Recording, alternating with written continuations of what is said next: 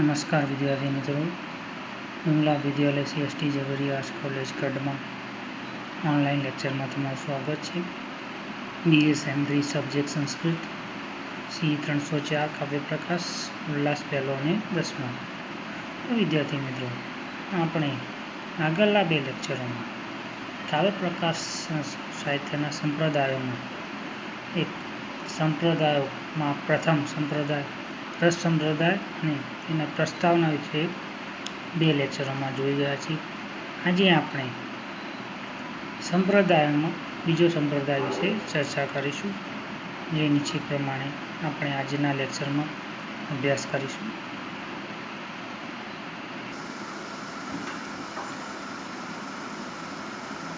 तो विद्यार्थी मित्रों, एक संप्रदाय प्रथम रस संप्रदाय विषे आपणे जोई गया छे। हमें बीजो संप्रदाय है अलंकार संप्रदाय। अलंकार संप्रदाय में आचार्य कौन से अने कोणे आपेलो छे ते विषे आपणे हवे लेक्चर में अभ्यास करीशुं। तो विद्यार्थी मित्रों, आपणो आजनो अधूरो प्रश्न जोईए, जेमां बीजो मुद्दो छे संप्रदायों में अलंकार संप्रदाय।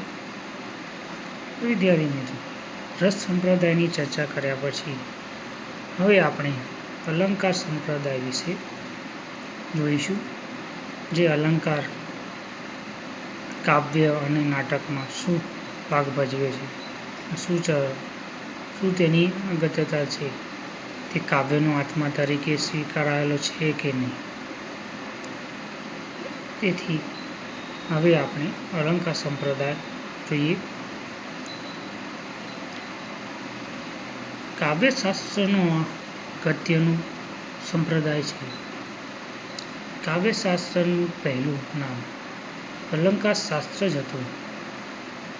अलंकार शास्त्रना प्रतिपादक आचार्योनी दीर्घ परंपरा है, जेमना मत मुजब लक्षण ग्रंथों में वर्णित काव्य गुण दोष शक्ति अलंकार वगैरह सर्व विषयों समावेश अलंकार शास्त्रनी अंतर्गत थाय छे। काव्यदंशनी टीकाओथी विदित थाय छे कि काश्यप हररुचि अने नंदनंद स्वामी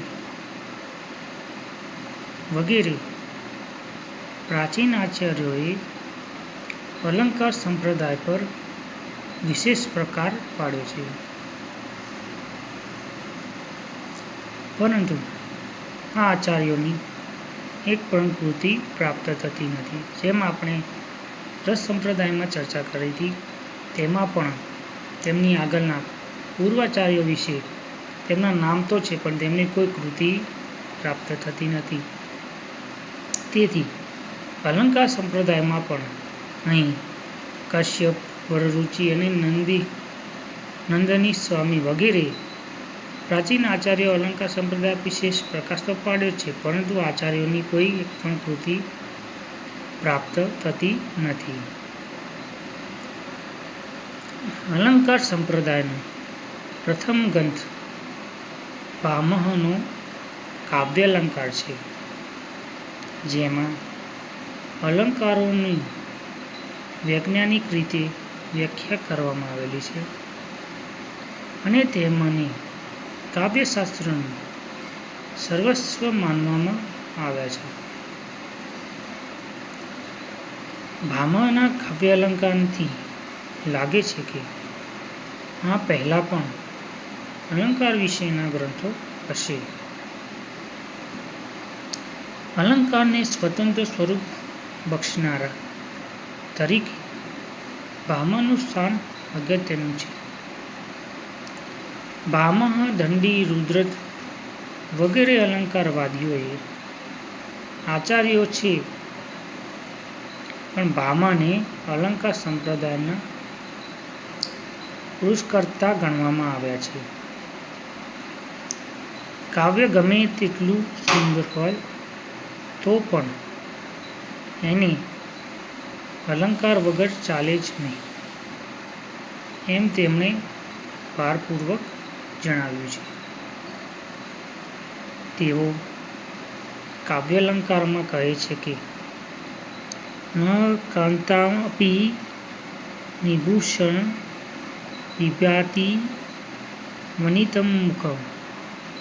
1:13 અર્થાત ગમે તેવું સુંદર સ્ત્રીનું મુખ પણ જેમ શણગાર વગર વિના શોભતું નથી, તેમ કાવ્ય અલંકાર વિના શોભતું નથી. દંડીએ પણ કાવ્યને શોભાવનાર ધર્માન અલંકાર પ્રવશ્યતમ કાવ્ય 10:2:1 એમ કહી અલંકારનું ગૌરવ કર્યું છે. આ બંને આચાર્યોએ અલંકારને મુકાબલે રસને પણ ગૌણ ગણ્યો છે અને રસનો રસત્વ વગેરે અલંકારોમાં સમાવેશ કર્યો છે. દંડીએ કાવ્યને શોભાવનાર જે ધર્મનું તેનું નામ અલંકાર એમ કહીને અલંકારની મહત્તા વધારી દીધી છે. તો દંડીના મંતવ્યમાં થોડો સુધારો કરીને વામને કહ્યું છે કે કાવ્યને શોભાવનાર તો ગુણ છે, અલંકાર તો શોભાને વધારનાર છે. વ્યાપક અર્થમાં અલંકાર શબ્દનો પ્રયોગ કરતા વામનનું કહેવું છે કે સૌંદર્ય એ જ અલંકાર છે. સૌંદર્યમ અલંકારમ.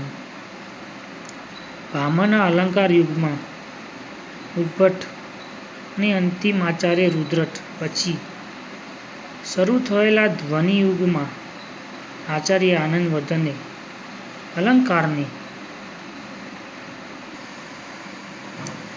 અલંકારને લૌકિક આભૂષણ, કટક અને કુંડળ સમાન કાવ્યના શબ્દ સ્વરૂપ શરીરના શોભાકારક ધર્મ માનેલ છે. આનંદવર્ધનની ધારણા આગળ વધારતા મમ્મટ વિશ્વનાથ પંડિત જગન્નાથ દ્વારા અલંકારો વિશેનું જે વિવેચન અને વિશ્લેષણ થયું છે તેને આધારે એમ કહી શકાય કે જેવી રીતે કડું કટક, કુંડળ આદિ આભૂષણ મોટે ભાગે શરીરની શોભાને ઉત્પન્ન કરે છે અને કોઈક વાર શોભા કરતા નથી, તેવી રીતે અનુપ્રાસ, ઉપમા આદિ અલંકારો કાવ્યના શબ્દ સ્વરૂપની કોઈક વાર જાતુચિત કાવ્ય પ્રકાશ 8:67 શોભા ઉત્પન્ન કરે છે, કોઈક વાર નહીં. આમ અલંકારો શબ્દો અને અર્થના અસ્થિર ધર્મો છે.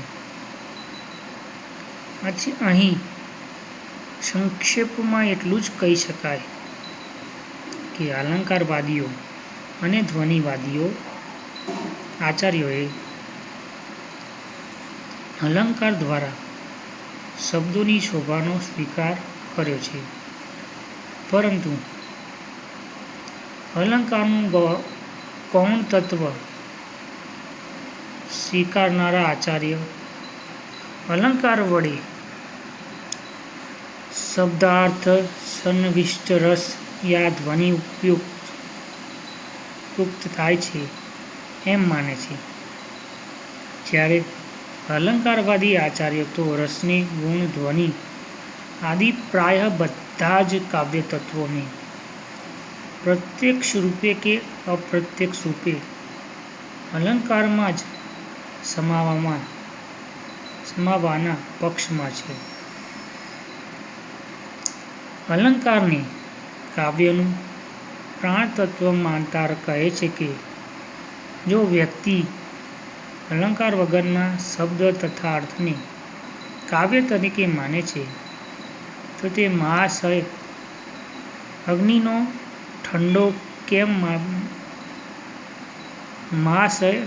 અગ્નિને ઠંડો કેમ માનતા નથી? ખરેખર અહીં ઉપવાસ સમજી શકાય છે. આમ સંસ્કૃત કાવ્યશાસ્ત્રના ઇતિહાસમાં અલંકારોનો આત્યંતિક આગ્રહ રાખનાર વિદ્વાનો છે કે ઉત્તરકાળ સુધી મળી આવે છે. સંસ્કૃત અલંકાર શાસ્ત્રમાં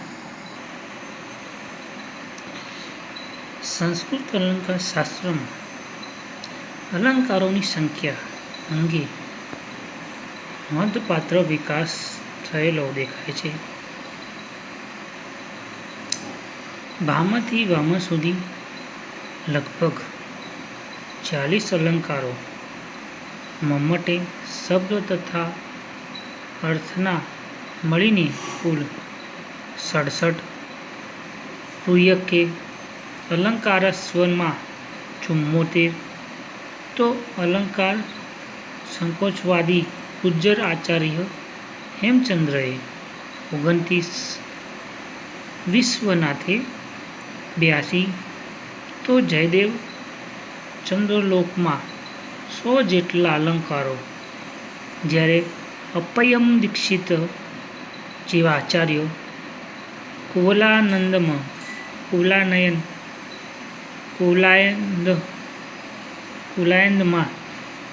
123 અલંકારો અને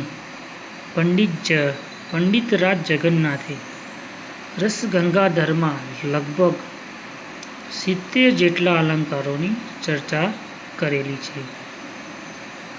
આ અલંકારોના વર્ગીકરણ અને અંગે ઉદ્ભટ અને તેમાંય વૈજ્ઞાનિકનું વર્ગીકરણનું શ્રેય આચાર્ય રુદ્રટને ફાળે જાય છે.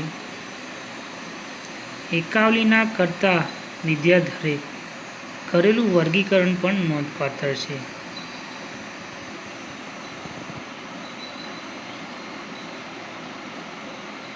અંગના સીતા સ્વલમ લંકાર મંતવ્યા કટિકાદ્યુત ધ્વન્યાલોકનું ઉદાહરણ છે. બીજું છે ચંદ્રલોકનું ઉદાહરણ. અંગીં કરોતિ યમ કાવ્ય શબ્દાર્થમ અલંકૃતિ અસો ન મન્યતે કસ્માદુશ્લેષણમલ કૃતિ ચંદ્રલોકમ 1:8.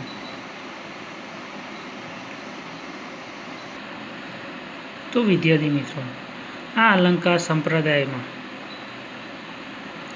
કાવ્ય અલંકાર સંપ્રદાયના આદ્ય પ્રવર્તક ભામહ છે, પણ બીજા ઘણા બધા અલંકારોને અનુરૂપ તેના લેખકો પણ છે અંદર. જે આમાં જોઈ ગયા આપણે અલંકાર સંપ્રદાયમાં ઘણું ન કાંતા નિભુષુકા ચ વનિતા મુખમ, તેનું સુંદર અને સ્ત્રીનું મુખ પણ જેમ શણગાર વિના શોભતું નથી, તે કાવ્ય અલંકાર વિના શોભતું નથી. આ તેનું સૂત્ર છે.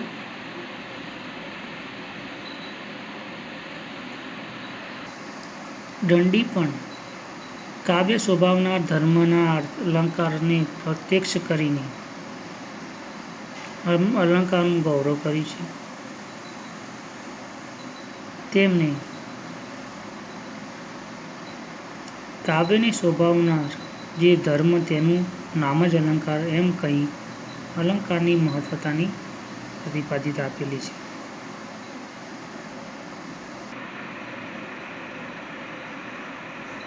સૌંદર્યમ અલંકારમ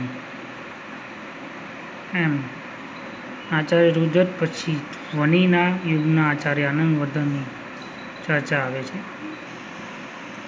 ધ્વનિવાદી સિદ્ધાંતવાળા કટક અને કુંડળ સમાન કાવ્યના શબ્દ સ્વરૂપની શરીરની શોભાકારક ધર્મને માને છે. પણ આનંદવર્ધનના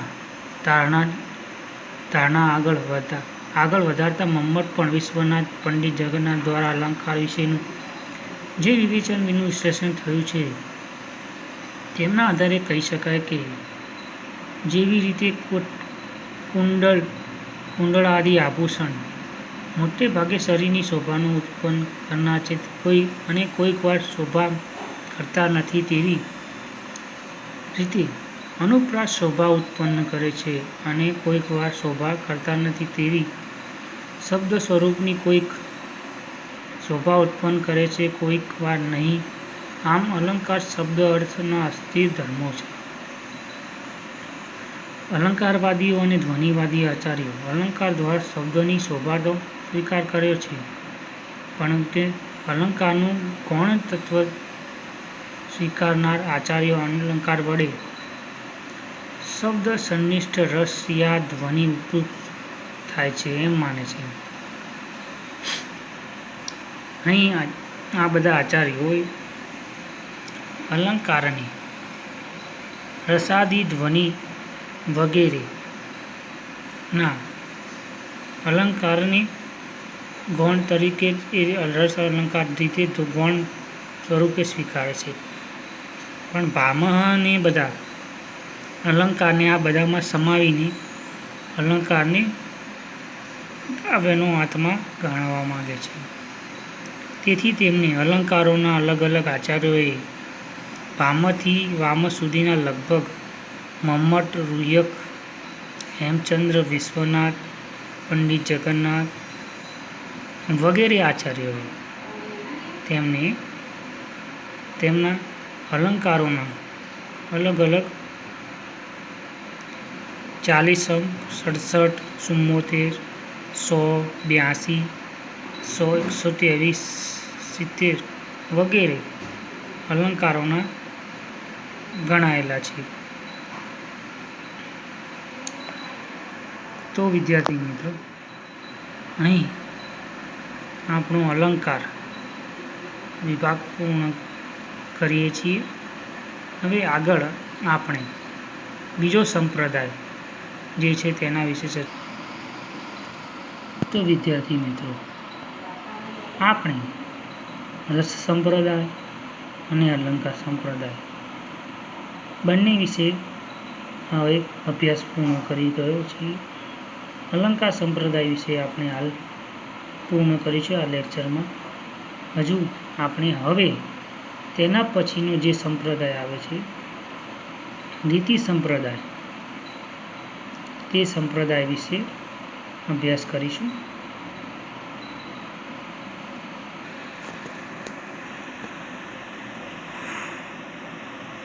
તો વિદ્યાર્થી મિત્રો, આપણો સંપ્રદાયમાં ચર્ચા કરતા હવે આપણે રસ અને અલંકાર પછી આપણો ત્રીજો સંપ્રદાય છે રીતિ સંપ્રદાય. તો હવે આપણે રીતિ સંપ્રદાય વિશે ચર્ચા કરીશું.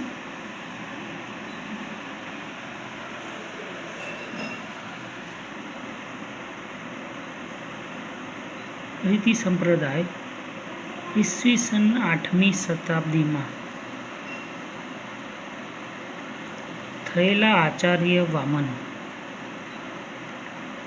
એના આગળ ભામહ હતા, હવે વામન આવે છે. વામને રીતિ સંપ્રદાયના મુખ્ય પુરુષ કરતા છે, એટલે રીતિ સંપ્રદાયના આચાર્ય છે, જેમને આ રીતિ સંપ્રદાય વિશે કહેલું છે. કાવ્યશાસ્ત્રના પ્રાચીનતમ આચાર્ય ભામહે રીતિ સંપ્રદાયનો નિર્દેશ કર્યો હતો. દંડીએ પણ રીતિના બે માર્ગ બતાવ્યા છે. વામને કદાચ સૌપ્રથમ અલંકાર શબ્દના વ્યાપક અને સંકુચિત અર્થનો ભેદ કરેલ છે. તે કહે છે કે કાવ્યમ ગ્રાહ્યમ અલંકારાત આ પ્રમાણે કહે છે ત્યારે તે અલંકારને સૌંદર્યના અર્થમાં પ્રયોજે છે. સૌંદર્યમ અલંકાર સંકુચિત અર્થમાં.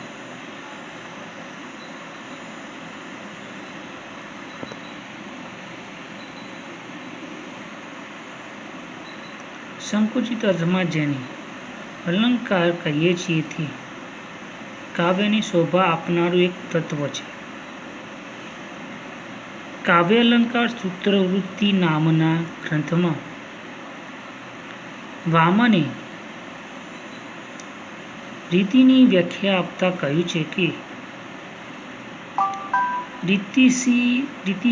રીતિરામાત્મનમ કાવ્યસ્ય વિશિષ્ટ પદરચનામ રીતિ વિશેષ ગુણાત્મનમ. કાવ્યસૂત્ર વૃત્તિમાં 1, 2, 6, 8 માં આપેલું છે. તો વિદ્યાર્થી મિત્રો, અહીં વામને તેને રીતિસ્ય આત્માસ કાવ્યમ વિશિષ્ય પદરચના રીતિ વિશેષ ગુણો આત્મા કાવ્યમાં સૂત્ર આપેલું છે. તેમને કાવ્યનો આત્મા શું છે, રીતિ કાવ્યનો આત્મા છે, એ વામનાચાર્યનું માનવું છે. તે તેમને સૂત્રમાં જણાવે છે. દરેક કવિની કાવ્ય રચનામાં પોતાની આગવી કે વિશિષ્ટ શૈલી હોય છે. પાશ્ચાત્ય વિવેચનોમાં સ્ટાઇલ ઇઝ એ મેન કહીને શૈલીનું મહત્વ સ્વીકારાયેલું છે. ઘણા મહાકવિઓએ શૈલીના સ્વામીઓ કે શૈલીના પુરુષકર્તા હોય કહીને તેમનું ગૌરવ કરવામાં આવ્યું છે. આ શૈલીને જ સંસ્કૃત વિવેચકો રીતિ કહે છે. સ્ટાઇલ એટલે રીતિ, શૈલી ઉપરાંત પ્રણાલી, પદ્ધતિ, માર્ગ, પ્રસ્થાન, વિધ, પથ વગેરે શબ્દો રીતિ માટે જાણીતા છે. રીતિ શબ્દ ઈળગોત ધાતુ તત્વો પરથી બન્યો છે. કવિએ જે ભાવનાને વ્યક્ત કરવા માંગતો હોય તે ભાવનાને અનુકૂળ જે શબ્દ રચના તેની રીતિ કહેવામાં આવે છે. વામનના પૂર્વાચાર્યો આચાર્ય દંડીએ મતે પરસ્પર સૂક્ષ્મ ભેદ ધરાવતો વાણીનો માર્ગ અંતઃ અનંત છે. અસ્તેક્નેક્યો ગિરા માર્ગમ સૂક્ષ્મ ભેદ પરસ્પર કાવ્યદંશા 41 દંડીએ રીતિની અને રીતિના સંદર્ભમાં કાવ્ય ગુણોની ચર્ચા કરી છે. પણ રીતિ કાવ્યનો આત્મા છે તેવું પ્રતિપાદન તો સર્વપ્રથમ વામને જ કર્યું છે. ગુણ અને રીતિ વચ્ચે ઘનિષ્ઠ સંબંધ છે. આથી રીતિ સંપ્રદાયને ગુણ સંપ્રદાય તરીકે પણ ઓળખવામાં આવે છે. ગુણનો સર્વપ્રથમ વર્ણન ભરત મુનિના નાટ્યશાસ્ત્રમાં મળે છે. ભરતે કાવ્યના અર્થને વિભૂષિત કરનાર 10 સામાન્ય ગુણો શ્લેષ, સમાથ, પ્રસાદ, સમાધિ, માધુર્ય, ઓજ, પદ સુકુમારતા, અર્થ, વ્યક્તિ, ઉદારતા અને કાંતા દર્શાવેલ છે. ભરતે નાટ્ય પ્રયોગી પ્રવૃત્તિ અને કૌશિકી, સાત્વિકી આદિ વૃત્તિઓનું સુંદર વિવેચન નાટ્યશાસ્ત્રમાં કરેલું છે. છતાં રીતિ શબ્દનો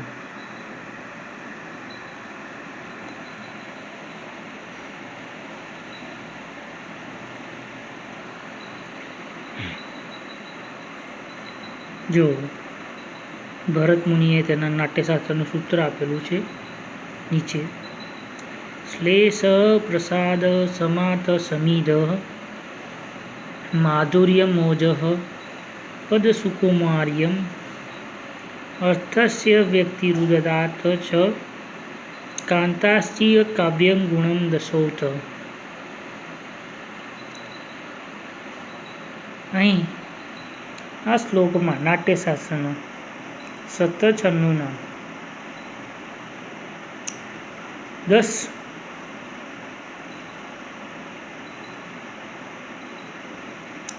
ગુણોની ચર્ચા આ નાટ્યશાસ્ત્રમાં કરવામાં આવેલી છે.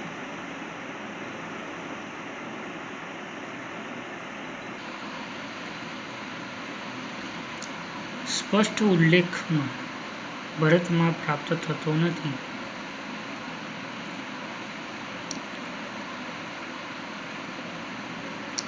સંસ્કૃત અલંકાર શાસ્ત્રમાં રીતિની સર્વપ્રથમ ચર્ચા કરવાનું શ્રેય ભામાને જાય છે. ભામાએ રીતિ અને માર્ગ શબ્દનો પ્રયોગ કરી વૈદર્ભ અને ગૌડ એમ 2 માર્ગોનો નિર્દેશ પોતાના કાવ્યાલંકારમાં કર્યો છે.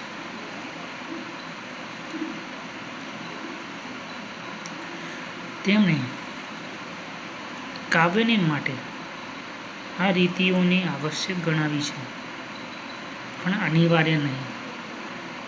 વામને વૈદર્ભી અને ગૌડી 2 રીતિઓનો સ્વીકાર કરી તેમાં પાંચાલી રીતિને ઉમેરીને વૈદર્ભીમાં તેમણે સ્વપ્રતિપાદિત 10 ગુણોનો અંતર્ભાવ માન્યો છે. ગૌડીને આજે તેમને કાંતિ વિશિષ્ટ અને પાંચાલીને માધુર્ય તેમજ સૌકુમાર્ય ગુણોનો સમન્વય બતાવ્યો છે.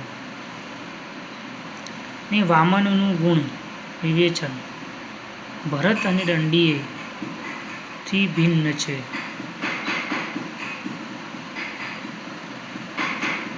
વામને કાવ્ય શોભાયામ કરતા ધર્મગુણાનામ તથા તદિદસ્યમ એત્વતમ વત્સલંકારમ એ 2 સૂત્રો દ્વારા ગુણ અને અલંકાર વચ્ચેના ભેદ સ્પષ્ટ કર્યો છે. અને વામને વૈદર્ભી, ગૌડી અને પાંચાલી એમ 3 રીતિઓનો ઉલ્લેખ કર્યો છે, તો ભોજે તેમાં બીજી 3 રીતિઓની આવતી, માગધી અને લાટીને ઉમેરો કર્યો છે. અને આ ઉપરાંત રુદ્રટ, કુંતક અને ભોજ, વાઘભટ્ટ, મમ્મટ, રાજશેખર અને જગન્નાથ જેવા વિદ્વાનોએ આ વિચારધારાને સંસ્કારવામાં મહત્વનો ફાળો આપ્યો છે. તો વિદ્યાર્થી મિત્રો, આપણે અહીં આ લેક્ચર પૂર્ણ કરીએ છીએ. આગળની લેક્ચરની અધૂરી ચર્ચા આગળના લેક્ચરમાં આપણે હવે પછીના લેક્ચરમાં આપણે આ પ્રશ્નની રીતિ સંપ્રદાય આગળના લેક્ચરમાં પૂર્ણ કરીશું. તો વિદ્યાર્થી મિત્રો, અહીં આપણે લેક્ચર સ્થગિત કરીએ છીએ. જય હિન્દ, જય ભારત, અસ્તુ.